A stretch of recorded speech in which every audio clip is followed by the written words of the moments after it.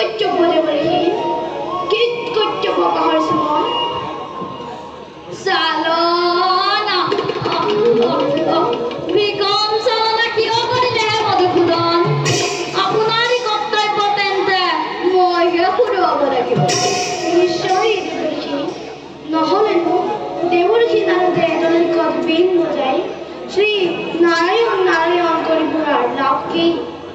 সঁচা জনাৰ্দন নাৰদৰে নাম লোৱাৰ বাবে মোৰ জীৱন ধন্য প্ৰভু নাভি গৰ্ভৰ পৰাই ব্ৰহ্মা স্বজন হ'ল প্ৰজাপতিয়ে প্ৰজা সৃষ্টি কৰিলে কিন্তু প্ৰজা যেনিবা দিলেও লোকে উপচি পৰে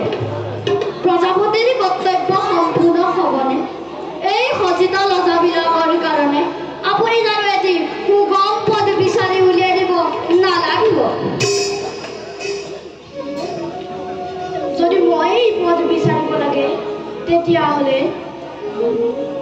দেৱঋষি তলিকত বীণ বজাই শ্ৰী নাৰায়ণ নাৰায়ণ বৰপুৰাৰ পদ লাভ কি চালনাকাৰী চলনা নিশ্চয় পাৰিব মই এই কথা আগে বুজিব লাগিছিল কিন্তু সৃষ্টি আদি অন্ত শক্তি বুজিবৰ একেবাৰেই অভাৱ সমগ্ৰ সৃষ্টি চলিছে আপোনাৰ ইংগিত আপোনাৰ ইংগিতৰ শিক্ষা দিলেহে আপোনাৰ গুণ প্ৰচাৰ সুবিধা কৰিব পাৰিব দেৱ পক্ষীনো কি কৈছে মই একোৱেই বুজিব পৰা নাই নিশ্চয় নিশ্চয় বিশ্বনাৰায়ণ জগতত ভক্তৰ এটি অপূৰ্ব নিদৰ্শন নিশ্চয় প্ৰয়োজন সেই নিদৰ্শন লৈ